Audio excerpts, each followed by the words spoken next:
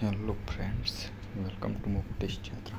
આજે આપણે જોવાના છીએ જિયોગ્રાફીના મોક ટેસ્ટના થોડાક એમસીક્યુ જે તમને આવનારી જીપીએસસી, એસટીઆઈ, પીએસઆઈની એક્ઝામ માટે હેલ્પફુલ થશે. તો ક્વેશ્ચન 1, આપણે હંમેશા એલિમિનેશન ટેકનિકનો યુઝ કરીશું, જેમાં આપણે લાસ્ટ સ્ટેટમેન્ટથી શરૂ કરીશું. તો સ્ટેટમેન્ટ 3, પલ્સીસ એટલે કે દાળ મુખ્યત્વે શિયાળાની ઋતુમાં ઉગાડવામાં આવે છે. સ્ટેટમેન્ટ 3 સાચું. સ્ટેટમેન્ટ 3 સાચું એટલે ત્રીજું જેમાં ના હોય તે ઓપ્શન એલિમિનેશન કરી દો. તો એ કટ.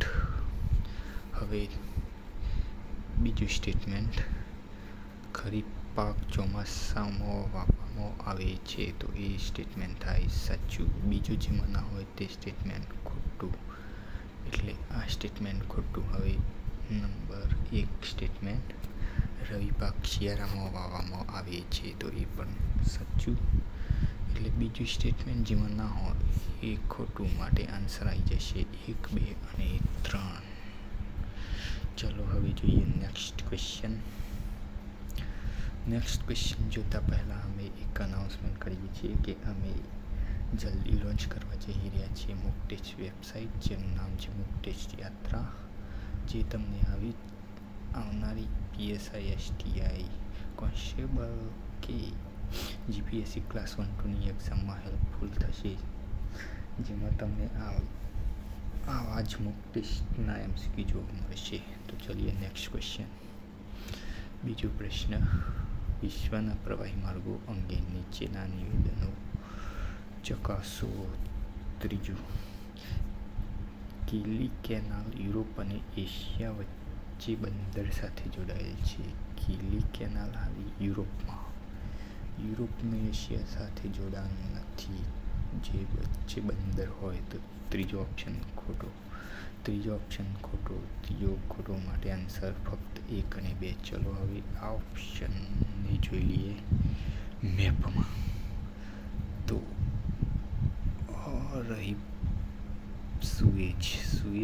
સુએજ કેનાલ છે એ રેડ સી અને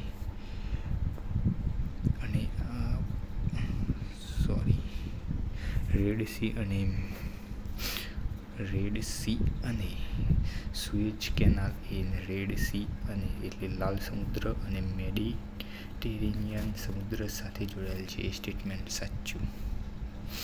હવે જોઈએ Panama canal. Panama canal Pacific અને એટલાન્ટિક મહાસાગરને જોડે છે. એ પણ સાચું છે, અને આ ત્રીજું ખોટું છે. તો ચલો મેપમાં જોઈએ પનામા કેનાલ. તો આ રહી પનામા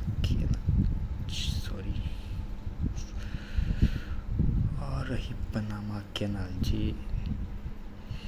જેની નીચે અહીંયા છે પેસિફિક ઓશિયન અને ઉપર છે એટલાન્ટિક ઓશિયન, જેથી આ ઓપ્શન પહેલો અને બીજો ઓપ્શન સાચા થાય. ઓકે, ચલો નેક્સ્ટ થર્ડ ક્વેશ્ચન. પૃથ્વીની આંતરિક માળખા અંગે નીચેના નિવેદનો ચકાસો. સ્ટેટમેન્ટ 3, કોર નિકલ અને આયર્નથી બનેલું છે. એ સ્ટેટમેન્ટ થાય સાચું. મેન્ટલ પૃથ્વીનું સૌથી તાપમાનયુક્ત સ્તર છે. એ પણ સાચું. અને પૃથ્વીનું ક્રસ્ટ પાતળું સ્તર છે. એ પણ સાચું. તો ચલો જોઈ લઈએ. તો આ રહ્યું પૃથ્વીનું ક્રસ્ટ, જે પાતળા સ્તરનું છે. મેન્ટલ પૃથ્વીનું સૌથી તાપમાનયુક્ત મેન્ટલવાળો ભાગ આ છે મેન્ટલ, અને ક્રસ્ટ છે એ આ નીચેનો ભાગ ક્રસ્ટ નહીં, કોર. આ ભાગ કોર. તો કોર એ નિકલ અને આયર્નથી બનેલું છે.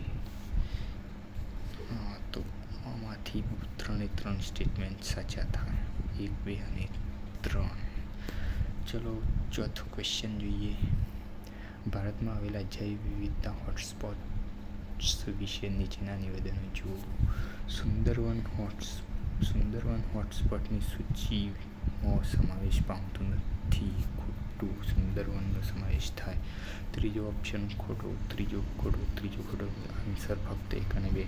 ઇન્ડો બર્મા હોટ સ્પોટ પૂર્વાંતર ભારતમાં આવે છે, એ સાચું. અને પશ્ચિમ ઘાટ જૈવ વિવિધતા હોટસ્પોટ છે, એ પણ સાચું હતું છે. એક વખત મેપમાં જોઈ લઈએ તો બાયોડાયવર્સિટી હોટસ્પોટ્સ ઓફ ઇન્ડિયા. તો આ રહ્યા,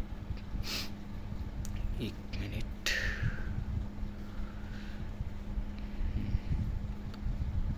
તો આ રહ્યા પશ્ચિમ ઘાટના બાયોડાયવર્સિટી ઝોન હોટસ્પોટ. પછી આ રહ્યા હિમાલયના ઉપરવાળા ગ્રીનમાં છે તે સુંદરવન એ આ બાજુ આવી. અને